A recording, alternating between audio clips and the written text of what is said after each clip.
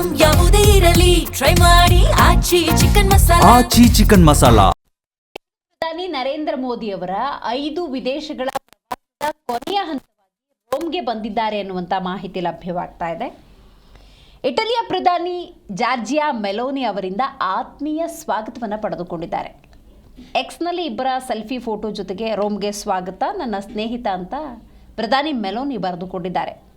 ಪ್ರಧಾನಿ ಮೋದಿ ಮತ್ತು ಮೆಲೋನಿಯ ಫೋಟೋ ತೆಗೆದ ಸ್ಥಳ ಮೂಲತಃ ಲೆವಿನ್ ಆಂಫಿ ಥಿಯೇಟರ್ ಅಂತ ಕರೆಯಲ್ಪಡುವ ಕೊಲೋಸಿಯಂ ಅನ್ನು ತೋರಿಸುತ್ತೆ.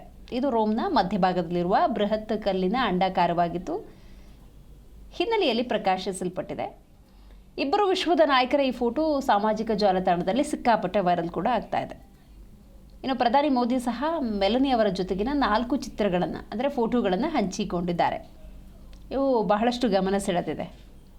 ಇನ್ನು ರೋಮ್ಗೆ ಬಂದಿಳಿದ ನಂತರ ಮೆಲೋನಿ ಜೊತೆ ಔತಣಕೂಟದಲ್ಲಿ ಪ್ರಧಾನಿ ನರೇಂದ್ರ ಮೋದಿ ಭಾಗವಹಿಸಿದ್ದಾರೆ.